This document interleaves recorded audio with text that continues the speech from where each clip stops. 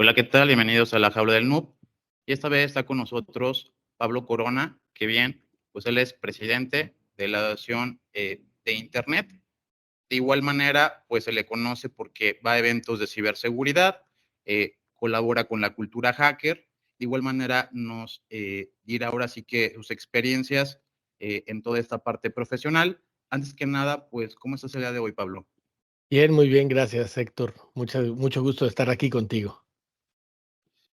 Bien, Pablo, pues a la gente le interesa saber cómo iniciaste en esto de la informática, las computadoras y bueno, ¿por qué tu interés también particular por estos temas que tienen que ver como la colaboratividad de Internet, el desarrollo, impulso, innovación de las mismas, incluso hasta su regulación? También nos vas a brindar tu opinión. Antes que nada, pues, ¿cómo iniciaste? Platícanos un poquito. Pues, a ver, déjame irme muy atrás en el tiempo. La primera vez que vi una computadora fue porque mi papá tenía una computadora en su oficina. Yo tenía como 5 años o 4 tal vez, y me llamaban mucho la atención, pero la verdad es que no me dejaban tocarlas. Y entonces, como me llamaban mucho la atención, mi mamá me llevó a la biblioteca que estaba cerca de la casa y me inscribió en un curso de logo. Tomé el curso de logo, tenía 5 años y usé una computadora y vi que la tortuguita se podía mover para donde yo dijera. Y dije, esto es genial, o sea, es como yo ser el dueño de el que gobierna en lo que pasa ahí en la computadora. Y dije, quiero hacer esto. Entonces fue la primera interacción que tuve, como a los 5 años, con una computadora. Aprendí a programar en Logo, luego en Basic, en Pascal. Desde muy chiquito empecé a programar, te digo, a los 5 o 6 años. Ya programaba en Basic como a los 8 años. Después ya en algunos otros programas aprendí a programar en C, en Pascal, con bases de datos en DBase y esas cosas que se usaban en aquel tiempo. Eh, entonces, con DBase y algunas otras cosas, hice mi primer software comercial. Tenía como 13 años y unos amigos de mis papás tenían una tienda, entonces les hice ahí un software para que llevaran el control. Tenía una computadora, pero que ni sabían usarla, entonces les hice un software para que llevaran el control de las cosas que vendían y los inventarios y así. Entonces, desde chico empecé a querer programar y además a descomponer las cosas, porque me llamaba la atención desarmar todo, ¿no? O sea, mi papá me escondía los aparatos porque yo veía un aparato y lo desarmaba, el tostador, el microondas, el aparato que me pusieras enfrente, lo desarmaba, los relojes, mis tíos me escondían los relojes porque yo veía un reloj y lo desarmaba y veía que trataba de armarlo, la mayoría de las veces me sobraban piezas y no podía volver a armarlo, pero después vas haciendo skills hasta que, pues, eventualmente eso se volvió parte de mi trabajo. Eh, yo trabajé varios años haciendo soporte, mantenimiento. En aquel tiempo éramos todólogos, entonces hacía soporte, mantenimiento, instalaba redes, programaba, empezaba a hacer temas de arquitectura de sistemas, instalar servidores, lo que saliera. La verdad es que había ahí un poquito de todo. Y poco a poco eso ya empezó a ser más que hobby, un trabajo, y más que un trabajo, después también una pasión. Entonces, una manera de convivir y de encontrar a amigos que a varios todavía los conservo hasta ahora. Entonces ha sido un camino interesante. Entonces, regresando a la pregunta, ¿cómo empecé? Pues a los 6 años, a los 5 años, en una biblioteca aprendiendo a programar con la tortuguita del logo. Bien, a ver, ahora platícanos un poquito, ahora sí que, ¿por qué te encontramos cerca de la ciberseguridad? ¿Ha sido un tema que, pues, te llama la atención? De igual manera veo que tienes interés por la inteligencia artificial. Primero vamos a abordar un poquito el tema de la ciberseguridad. Ahora sí que, pues, ¿qué opinas de la misma? ¿Por qué tu interés en ella? ¿Y desde hace cuánto estás un poquito metido en este tema? Pues, a ver, la verdad es que fue una cosa medio progresiva, porque empecé en el tema, ahora le decimos ciberseguridad, pero de la seguridad informática y en aquel tiempo del hacking, más por el lado medio, déjame llamarle de investigar y de la curiosidad. en los scenes, en los foros, en los BBS, encontramos información. Y la verdad es que era muy interesante compartir esos libros, esas revistas en internet, tutoriales, manuales de cómo hacer cosas. Me tocó hacer de estas cajas de freaking para hacer llamadas telefónicas. Y bueno, en el mundo, la verdad es que en un mundo en el que no había internet como lo conocemos ahora, sí había internet, pero era pues sin tanta información, tenías que entrar a algún foro, a algún BBS, y cuando salió el MIRC, el MIRC, era la panacea para mí, ¿no? Porque ya podías tener comunicación más permanente con gente que siempre te encontrabas. Antes de eso tenías que comunicarte por teléfono a un servidor en particular y no siempre te conectabas con los mismos. Entonces el MIRC fue como el parteaguas en mi punto en donde empecé a ver el tema de seguridad de información ya más de manera formal, porque empezamos a ver que podíamos entrar a sistemas, que podíamos hacer cosas y que nadie le daba importancia. La verdad es que la seguridad de la información en los sistemas en ese momento nadie la pelaba y todo el mundo lo tenía como un nice to have y le daban poca importancia. Entonces, hacer, entrar a una página, tomar privilegios de administrador, hacer un defacement o hacer cualquier cosa de esas era ni siquiera tan complicado, nada más necesitabas saber qué tipo de página, sacar información y qué estaban haciendo. Y pronto me di cuenta que la verdad es que estaba divertido y padre entrar a sistemas, pero que podía ser un negocio, o sea, que podía ser el identificar cómo estaban mal configurados esos sistemas y ayudar a protegerlos. Y fui orientado ahí por algunos amigos que eran un poco más grandes que yo y que me dijeron, oye, ¿por qué no empezamos a no ser malandrines del Internet, sino más bien a cómo podemos ayudar a personas, empresas, organizaciones a que tengan más seguros sus sistemas? Así empezamos a hacer pues servicios de lo que ahora le llamaríamos pruebas de penetración y análisis de vulnerabilidades, aunque no había software tan específico como ahora y procedimientos tan intrincados, pero bueno, empezamos a hacerlo de alguna manera artesanal y después nos dimos cuenta, platicando con gente en el MIRC en otros países, que ya era una práctica establecida, que ya había mecanismos, maneras y que había mucha gente en el mundo que lo estaba haciendo. Y entonces empezamos a hacer grupos de seguridad de información. Ya te estoy hablando para estas fechas por ahí de los finales de los noventas, tal vez 98, 99, y aparte se venía el año 2000. Yo estaba en la universidad, pero ya trabajaba para una empresa desarrollando software y además administrando sistemas. Entonces venía el tema del año 2000 y todo el mundo estaba muy preocupado por qué podía pasar con el famoso stall de los sistemas que pudieran quedar ahí congelados. Entonces, justamente para el año 2000 yo estaba trabajando para una empresa muy grande de retail, administrando unos servidores, y me tocó estar en guardia en el cambio del año 2000. Fue un tema interesante, pero la verdad es que bastante aburrido porque no pasó nada, o sea, no hubo que hacer mucho. Y al final, pues, hubo que corregir algunas cosas, pero más bien fue previo a esto. Entonces, la incursión en la seguridad de la información fue así, de pasar de que fuera un tema de curiosidad y ver por dónde nos metemos y a quién éramos a hacer travesuras, a cómo evitar que alguien más hiciera esas travesuras habiéndolas hecho de alguna manera antes. Y eso nos llevó a meternos ya más a temas de cómo hacer normas, procedimientos y ponerlas en blanco y negro. Que la verdad es que la primera vez me tocó recibir una auditoría en aquel tiempo de la norma, de una norma que se llamaba 7799 y me dijeron, oye, ¿tú puedes recibir una auditoría de esta norma? Yo dije, yo puedo recibir lo que quieras. Recibimos al auditor y me empezó a preguntar de políticas y procedimientos y cosas que en ese tiempo a mí se me hacían aburridísimos y yo no entendía nada y le decía, no, a ver, aquí tengo mis controles, mira, aquí tengo passwords, aquí tengo un firewall, tengo un antivirus. ¿Qué necesitas? No, a ver, pero ¿en dónde está documentado? No, no está documentado, pero aquí está. Pero la verdad es que logré sacar una más o menos buena auditoría, no nos fue tan mal, y al final, tanto la empresa que me había dicho si yo podía responder la auditoría como el auditor me contactaron después y me dijeron, oye, ¿no te interesaría ayudarnos con otras auditorías? Y el auditor, ¿no te interesaría tú ser auditor?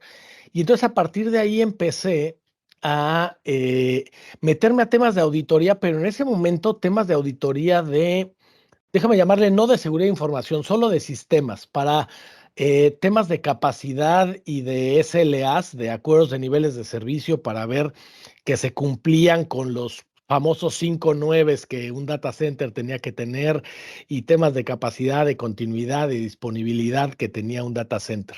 Y por ahí fue que entré, vamos a llamarle ya ahora sí formalmente y oficialmente, al tema de seguridad de información, porque en algún momento uno de esos controles era seguridad de información, y empecé a meterme, y un día una persona que ahora le tengo mucho aprecio, estábamos hablando en una plática así literalmente de cervezas, y él trabajaba en los comités de ISO, en una de las normas de la familia de ISO 20000, que es esta de la de gestión de servicios, que viene de ITIL y de esta familia del ITSM. Eh, y le dije, oye, yo quisiera hacer lo que tú haces, pero en la familia de 27000, en la familia de seguridad de información.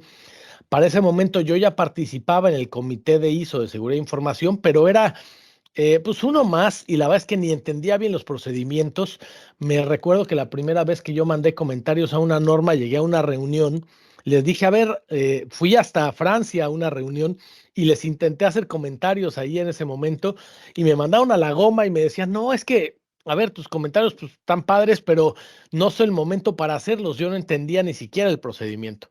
Entonces estaba otra persona, por cierto, un español de nombre Diego, me ayudó a entender esto y me dijo, no, a ver, tú tienes que entender, mira, léete estos manuales, estos procedimientos, y si lo sigues al pie de la letra, tú puedes ser editor de una norma ISO. Y me acuerdo que le dije a mi esposa, yo quiero ser el editor de la norma ISO de seguridad de información más grande, que es ISO 27001. Y para hacerte la historia más larga, pues desde hace ya varios años yo soy el editor de la norma ISO 27001 a nivel internacional. La verdad es que, a ver, cuando digo yo soy editor, no es que yo la haga. Trabajo en conjunto con expertos de todo el mundo y coordino el trabajo de muchos. Pero ha sido un trabajo, es más, hasta de, déjame llamarle, de hacking de los procedimientos, de entender el procedimiento, de saber por dónde darle la vuelta, de saber con quién hablar, qué decir, en qué momento decir, cuándo no, y cómo pues entrar en ese mundo que en ese momento, hace muchos años, se me hacía aburridísimo de tener procesos, procedimientos, manuales, pero que ahora me doy cuenta que no está tan mal, ¿no? Que de alguna manera ayuda a mantener formalidad, a tener predictibilidad, repetibilidad y hacer las cosas de una manera más sencilla para todos. Wow, eso me parece realmente asombrante. No sabía ese detalle de ti. Ahora sí que, qué padre. A mí me gustaría tocar precisamente ahorita que toca la parte académica, este asunto de que creo que pocos saben que tienes algunos libros precisamente en la parte de risk management, cómo llevar como los riesgos y la ciberseguridad. Desde mi punto de vista, pues creo que administrar los riesgos es algo de lo principal porque no puedes prevenir todo al 100%. ¿Cómo has visto que la gente pues toma tu libro? ¿Cómo ves esta parte de la ciberseguridad preventiva? Sé que cuando pues ya juegas en las grandes ligas o dependiendo de tus clientes, las necesidades y demás, a lo mejor puedes ver un panorama desde gente que invierte más en la ciberseguridad, pero a nivel general, ¿sientes que las personas se preocupan por este tema? Es decir, las universidades como tal te han comentado de, oye, pues queremos llevar este tipo de materias o queremos utilizar tu libro para llevarlo en alguna materia que vamos a abrir porque vamos a integrar la ciberseguridad como parte de la ingeniería informática. Me gustaría que nos brindes un poquito como ¿qué ves tú en la parte académica? Ya que pues obviamente has generado cierta información y estos libros pues obviamente son como consumidos por ese tipo de personas. ¿Cómo lo censas o qué opinas al respecto? Déjame platicarte primero rápidamente dónde salió el libro. Platicando en estos comités de normas internacionales, en donde hacemos la norma ISO 27001 y varias otras, me di cuenta que uno de los problemas, una vez alguien me dijo, oye, a ver, esas normas son muy difíciles de mover. Tardas 5 años en hacer una norma, en hacer un estándar, y cuando haces el estándar, pues ya tal vez ya las cosas cambiaron. Y en algún momento yo estuve convencido y dije, sí, eso está mal. Pero eventualmente me di cuenta de algo. Si algo se llama estándar es porque es estándar, porque todo mundo lo aplica. Y las cosas que son muy nuevas no siempre son estándares. Entonces, para que algo se llame estándar, necesita que esté consolidado, que esté conformado y que la gente lo conozca de una manera unificada. Pero antes de los estándares había un montón de aprendizaje y de lecciones interesantes que tal vez nunca iban a llegar a un estándar, pero que eran discusiones que nos aventábamos en estos comités que nos reunimos, expertos de varias partes del mundo y en el cual tal vez yo soy el menor de todos ellos, pero me gustaba escuchar y entender lo que decían. Y dije, oye, si esto no va a quedar en el estándar, sería bueno poderlo poner en algún lado. Entonces empecé a escribir mis notas. Originalmente los libros salieron de mis notas para decir que no se pierda esta información, que tal vez no llegue al estándar porque no es estándar, porque no está consolidada, porque no es un hecho que todo mundo dé por sentado, pero que podría serle útil a mucha gente. Y entonces fue que por aquí tengo uno de los libros que se llama Una guía práctica para gestión de riesgos en la era de la ciberseguridad, en donde dije, a ver, ¿cómo hacer la gestión de riesgos de una manera que sea muy práctica? La mayoría de las veces cuando a mí me explicaron gestión de riesgos en la universidad y cuando yo audité a empresas, y es más, cuando yo recibí auditorías respondiendo la parte de gestión de riesgos, echabas un choro mareador entre que multiplicabas un número de la confidencialidad más el de la integridad más el de la disponibilidad y le ponías un valor al activo y luego le asignabas un valor a la vulnerabilidad y a la probabilidad y lo multiplicabas por el número que pensaste, sacabas un número, hacías unas matrices enormes en Excel, pero era puro marear gente. O sea, la verdad es que alguna vez yo le preguntaba a uno de mis auditados, oye, ¿y ese número para qué te sirve? Pues para enseñárselo al auditor y que no me esté molestando, porque en realidad no servía para mucho. Y dije, a ver, ¿cómo le hacemos para que esto se pueda explicar de una manera lo más práctica posible y que te sirva para algo? Entonces tomé, te digo, estas pláticas pues, distintas conversaciones y de reuniones con gente del Comité de Seguridad de Información de ISO, de varios años, y dije, vamos a poner mis notas en orden, y hice el primer libro. Funcionó. Para ese entonces yo estaba dando clases de gestión de riesgos en una maestría y de mejores prácticas de seguridad de información también en otra universidad. Y entonces dije, pues poner mis notas en orden va a ayudar a dárselos a los estudiantes como un libro. Eh, y también fue una historia interesante el cómo se publicó, porque ya terminé el libro, lo compartí con mis estudiantes como un PDF y puse en Twitter, ya terminé un libro, ahora ¿quién me lo publica? Y fue medio de broma, pero me llegaron varios que decían que querían publicar el libro. La verdad es que la mayoría que querían cobrarme por publicar el libro, o sea, que querían lana, pero por ahí hubieron otros que no tanto. Así es que al final una editorial de más o menos buen nombre, bueno, yo creo que de buen nombre, me publicó el libro. Y ahora lo utilizo para dar clase. Ya he sabido de algunos otros profesores que lo utilizan. Pero preguntabas qué tanto las universidades y qué tanto las empresas lo toman en cuenta y les interesa. Y la verdad es que mi respuesta sería, todavía nos falta mucho. O sea, eh, sigue siendo un tema muy reactivo. ¿Cuándo las empresas y las universidades lo toman en cuenta? Pues cuando hubo el periodicazo de que hackearon a la empresa multiestatal de quién sabe qué país, o que empresas de millones de dólares perdieron no sé cuánto, o que el Colonial Pipeline estuvo parado. Pero si no es por estos temas reactivos, el problema es que mucha gente no lo ve. O sea, sigue pensando en a mí no me va a pasar porque nunca me ha pasado, que es uno de los temas de los riesgos. El asunto con los riesgos es, tú tomas un riesgo esperando ganar algo, pero también puedes perder cosas. Y a veces la gente, como en las computadoras y en los sistemas de información, ganamos por anticipado, porque ganas el que ya tienes movilidad, ya tienes información, ya tienes llegar a más clientes, más lejos, poder ser más rápido y más eficiente. Y el riesgo negativo, la parte negativa potencial de que me puedan alterar la información, que se dañe, que se pierda, que la vulneren, queda latente, pues entonces de alguna manera dices, pues ya gané y no necesito invertirle. Pero pasa lo mismo que con los carros. A ver, yo creo que depende de la cultura y los países. ¿Cuánta gente en México tiene seguro de auto?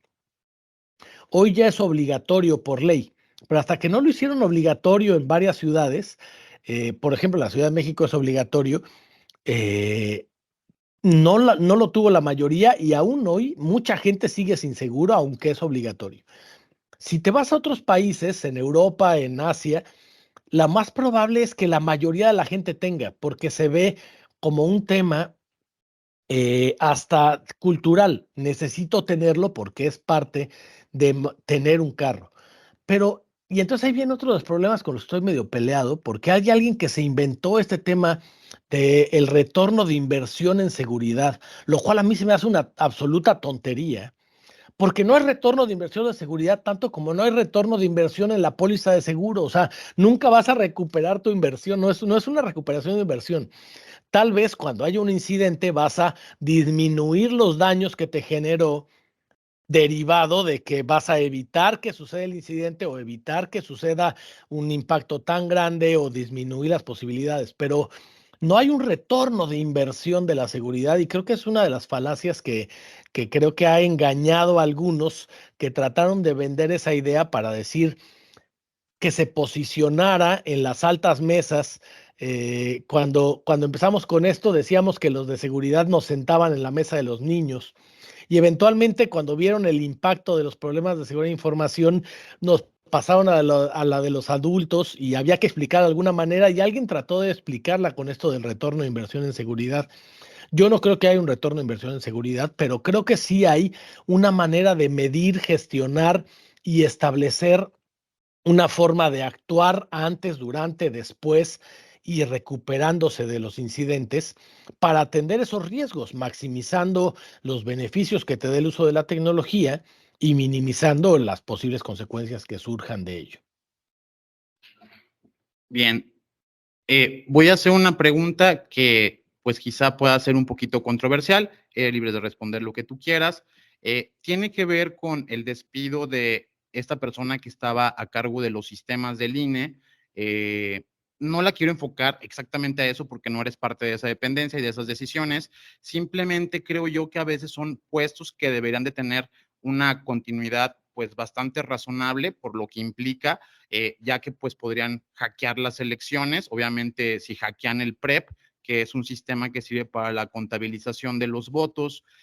Alguna vez vi un documental acerca del hackeo de las elecciones de Estados Unidos que hablaba un poco de los sistemas de votación, de las máquinas que utilizan, el hardware y demás, que es vulnerable.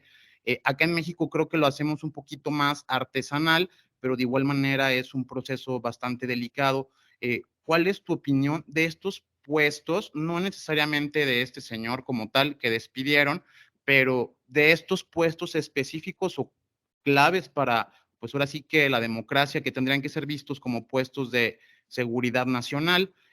Quizá, ¿qué tipo de perfiles deberían de estar? ¿Tú crees que se manejan de forma adecuada? O si conoces un poquito qué tipo de personas pueden aspirar a estos puestos. Yo sé que no necesariamente son hackers porque necesitan tener la parte académica muy desarrollada para poder acceder a esos puestos, pero entonces que nos platiques un poquito desde tu opinión hasta qué tipo de gente podemos ver en esos perfiles. Oye, me gustaría hacer un par de precisiones, porque por azares del destino me ha tocado estar cerca del INE de distintas maneras. Hace poco que esta persona a la que te refieres se despidió de cierto grupo de gente que hemos colaborado de alguna manera, hacía remembranzas y me tocó desde el 2008 hacer algún tipo de participación con el INE directamente y desde el 2005 medio indirectamente en temas de sistemas de capacitación, de auditorías, de varias cosas. Es más, actualmente estoy en el Comité Técnico Asesor para el Programa de Resultados Electorales Preliminares, el PREP, y he sido asesor de este comité, bueno, más bien asesor de línea a través de este comité desde hace varios años. Entonces, conozco personalmente a la gente de la Unidad Técnica de Servicios de Informática, y me gustaría hacer unas precisiones, porque primero, no lo despidieron hasta donde yo sé y por lo que recibí, platiqué y leí. Él decidió salir por planes personales, por otras cosas, eh, y que si bien hay puntos coyunturales en la historia por momentos críticos de los cambios que estamos teniendo como país, lo que veo es que el INE es una institución que me ha tocado conocer desde dentro, conocerla en auditarla, conocerla en sus procedimientos, conocer sus sistemas, revisar los procesos de las elecciones eh, de distintas aristas, y creo que es una institución sumamente sólida. Y si bien creo que la pérdida de esta persona es grande, porque se pierde un talento importante, una persona que yo admiro, respeto y quiero personalmente mucho, afortunadamente el INE como institución es muy fuerte y más fuerte que la gente. Tiene procesos, procedimientos, mecanismos que están diseñados para que pese a que la gente que esté podría no estar eventualmente, como este es el caso, se mantengan el conocimiento a través de todos estos procesos, documentación, procedimientos, que es más, hace rato te decía, a veces parecieran aburridos, pero justamente en estos momentos es donde salen a relucir la importancia de esas cosas. Entonces, ¿qué trato de decir en resumen? Considero que el INE es una institución sólida, fuerte, que tiene procesos, procedimientos y mecanismos que permiten dar certidumbre a un proceso tan relevante como este, que van a ser las elecciones más grandes de la historia. Y que bueno, si bien la pérdida de una persona con ese nivel y esas capacidades que llevaba 19 años en distintas labores y creciendo desde puestos más o menos básicos hasta llegar hasta arriba, y coordinar toda el área de informática, pues es una pérdida a nivel personal por un talento relevante que ya no estará. Queda ahí toda la historia de lo que hizo, toda la historia de lo que dijo, de lo que dejó y de cómo creó a un área eh, que hoy está establecida. Entonces, como institución creo que es sólida, pero también es un punto importante en la historia en donde cada quien tenemos que tomar partido de manera activa, porque necesitamos que se mantengan esas instituciones activas, que se mantengan operando, y dependerá de todos nosotros el buscar que se le dé la relevancia que tienen a una de las instituciones que, no dicho por mí, por muchos, es de las instituciones más confiables en el país.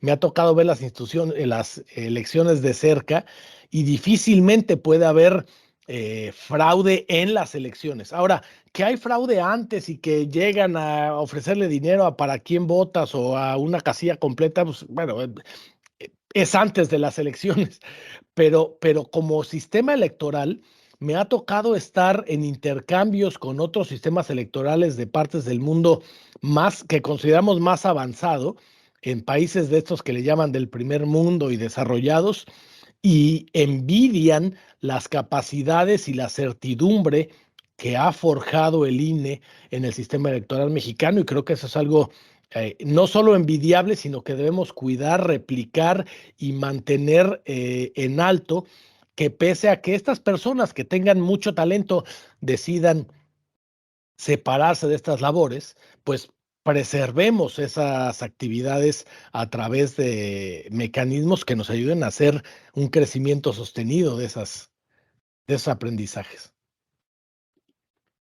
Bien, algo que también me llama la atención, alguna vez estuvimos platicando, terminando el congreso de BUC con algunas personas, y creo que llegamos a una conclusión bastante importante, que pues la mayoría quieran veces andar de hackercillo, ahí como que metiéndose a las computadoras, usando el Metasploit, hackeando con la Flipper Cero, o a veces pues haciendo ese tipo de travesuras o cosas maléficas. Hay un cierto interés por el red teaming, no por la parte tanto de regulación ni por la parte de blue team o por la parte como tal a veces de ciberseguridad, sino como que a veces llama un poquito más la atención la maldad, pero de igual manera llegamos a una conclusión de que la ciberseguridad no se ha desplegado porque la mayoría de nosotros nos seguimos enfocando al hacking o tenemos puestos o digamos que demasiado técnicos o que a veces no pueden llegar a conformar una legislación, una pues ley de protección de datos, una ley de ciberseguridad, normativas o frameworks o marcos que nos lleven al cumplimiento de la ciberseguridad. ¿Tú qué opinas de esta disyuntiva? Donde pues mucha gente obviamente no quiere dejar nunca como que el ensamblador, dejar el código, dejar ahí usar el Kali Linux y estar en la parte de pen testing, pero ¿crees que el que estos perfiles a veces no evolucionen, algunos puestos directivos en asociaciones, ONGs o empresas que regulan Internet o que pueden impulsar su desarrollo, también sea algo que nos esté llevando como a cierto retraso en la materia? Ajá, a ver, es que creo que es una pregunta difícil de contestar porque no hay un absoluto. Me parece que hay para todos. Hay gente como yo que eventualmente, pues yo tuve momentos en los que me dedicaba solo a programar o a administrar sistemas o a defender sistemas. Y ahora la verdad es que mi trabajo ya no tiene nada que ver ni con administrar servidores, ni con programar, ni con defender sistemas en vivo, sino con temas, déjame llamarle más administrativos, regulatorios, de gobernanza. Entonces, yo creo que hay para todos. A mí me ha gustado esta ruta, pero tampoco creo que esté mejor o peor que el que decide que le encanta tirar código en ensamblador.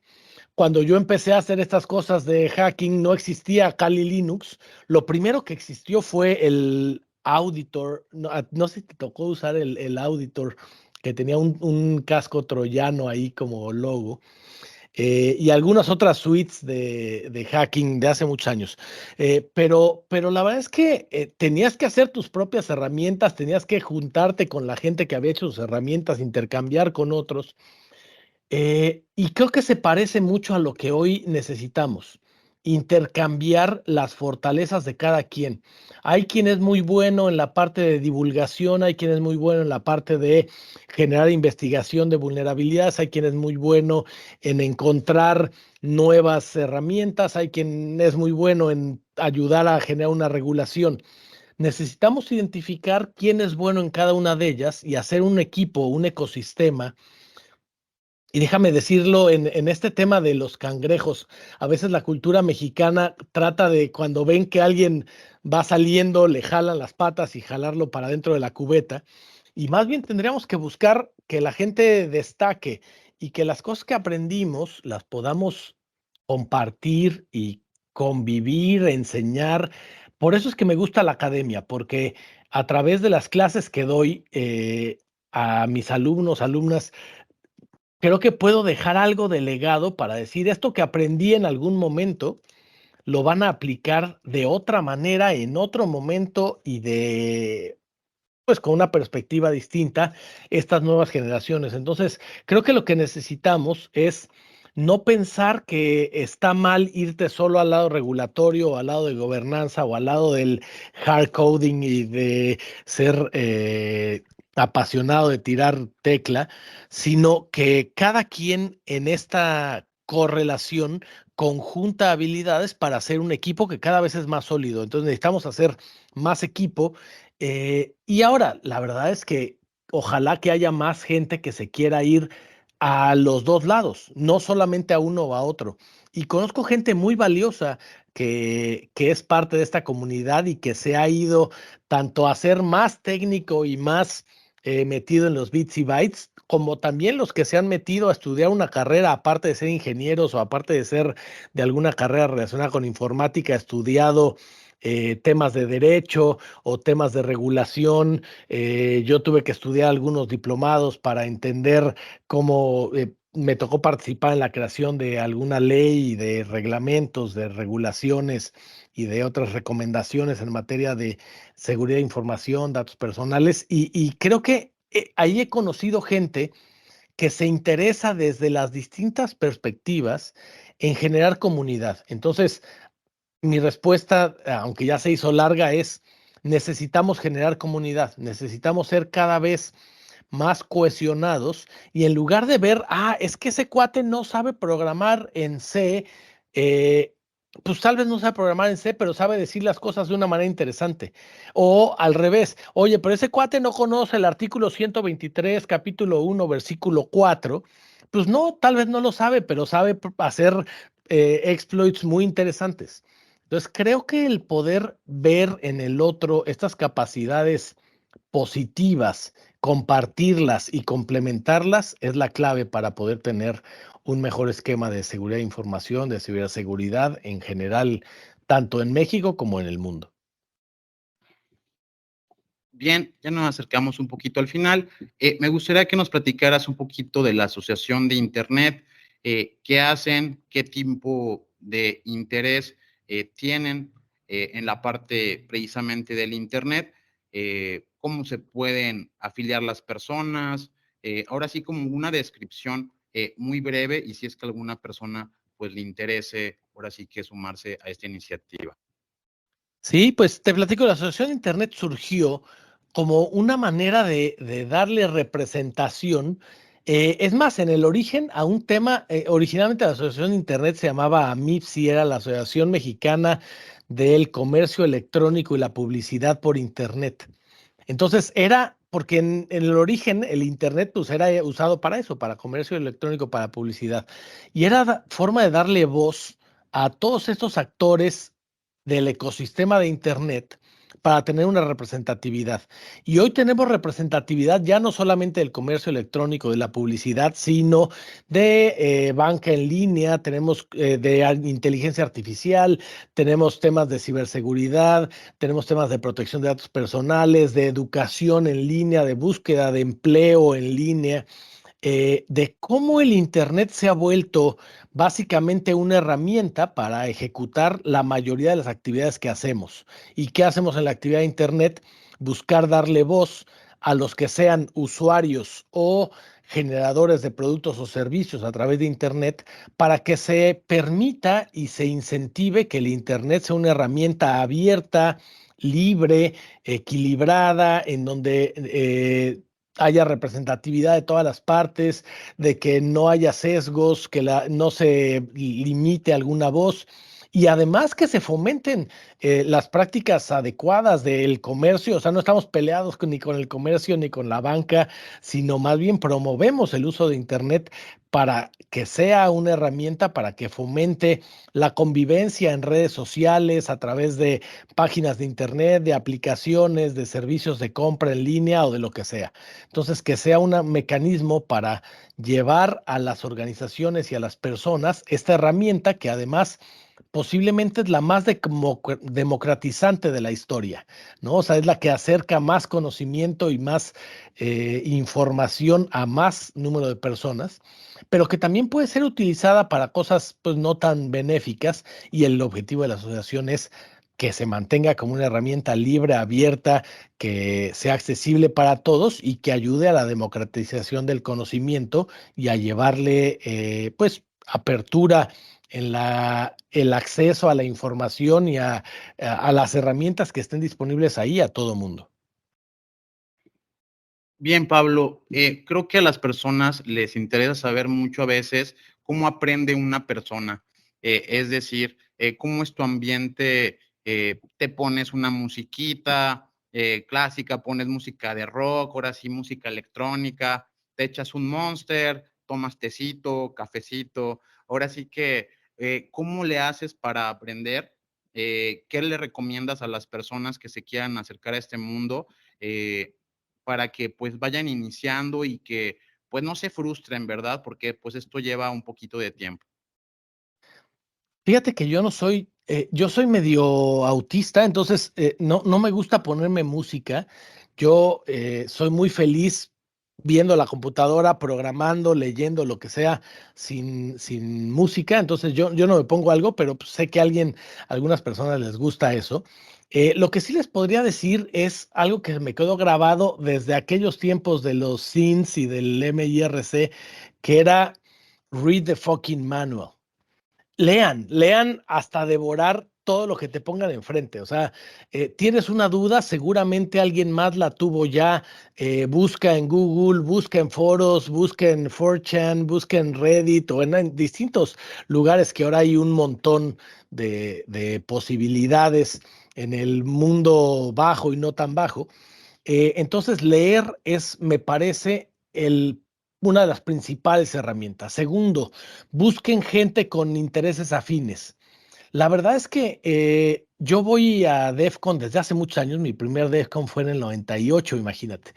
Eh, y he ido un montón de veces y ya desde hace varios años ya no me interesa tanto entrar a las pláticas porque aparte de las últimas veces entrar a una plática es una pesadilla, sobre todo a las más taquilleras.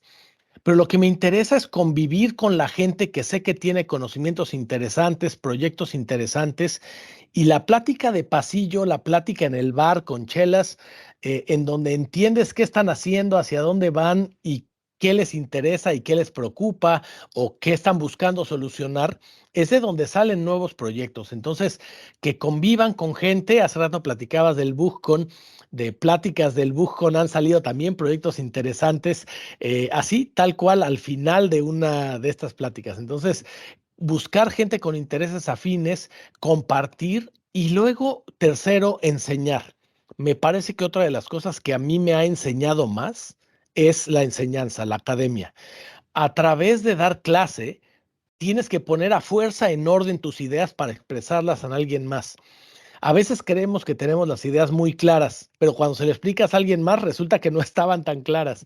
Entonces, la enseñanza, el dar clase, el explicarle a alguien más, me parece otra herramienta fundamental para poder compartir y aparte para entender dentro de ti mismo este tipo de cosas que a veces, aunque creemos que las tenemos claras, no están tan claras. Entonces, leer mucho, compartir con gente y buscar gente con intereses afines y enseñar y tú dar una clase sobre eso, me parece que son tres herramientas fundamentales para poder crecer en este respecto. Bien, y ya casi para la última, ahora sí, cuando no andas en la hackeadera o no andas ahora sí que haciendo cosas laborales, ¿tienes algún hobby, algún pasatiempo o algún interés que no sea laboral?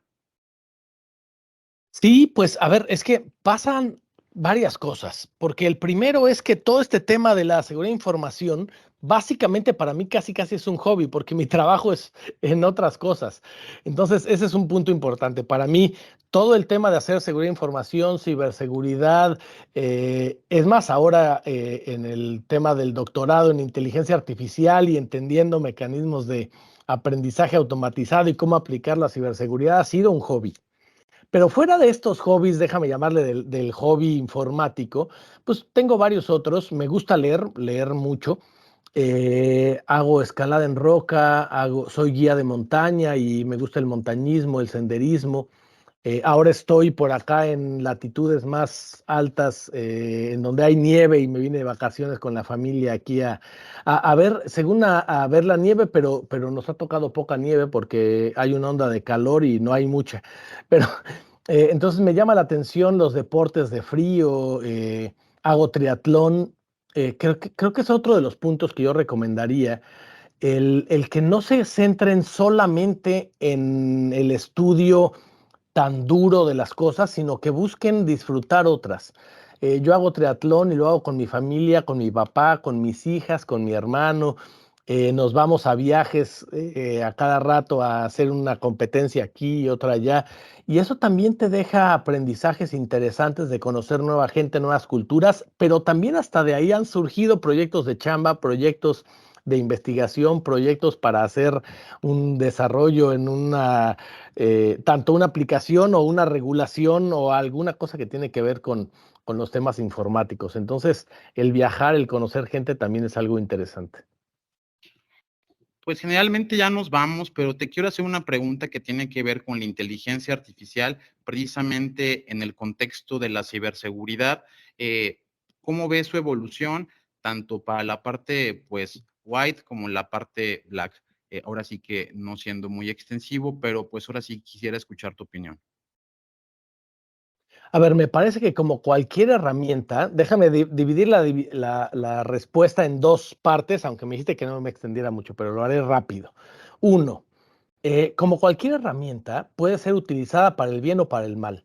Por lo tanto, los malos, los atacantes, lo van a utilizar para desarrollar exploits, para encontrar vulnerabilidades, para engañar, para crear phishing y para lo que se te ocurra. Por lo tanto, los que tratamos de defender sistemas debemos utilizarla. O sea, ya no es un cuestionamiento de si es interesante o no, no, es indispensable. O sea, debemos utilizarla y es no-brainer, hay que utilizarla. Ahora hay que saber utilizarla. Hay quien dice va a reemplazar a la gente, pues va a reemplazar a la gente, sobre todo a la que piense menos, porque lo que hace es reemplazar tareas muy repetitivas. Y aquel que entienda cómo crear, cómo manejar, cómo desarrollar o cómo hasta engañar a una inteligencia artificial son los que más van a destacar. Entonces, entender hasta cómo hacer este hacking, del prompt hacking o hasta hacking ya en cosas más profundas en el entrenamiento, puede ser interesante. Ahora, también me parece importante decir en la segunda parte de la respuesta que siempre yo he dicho, a ver, no debemos tipificar el uso de una herramienta para, o la posesión de una herramienta para decir que es buena o mala. O sea, los machetes no son buenos o malos, los puedes utilizar para cortar brecha y sembrar maíz o para zorrajárselo a alguien en la cabeza, igual un martillo. Pero hay de herramientas a herramientas.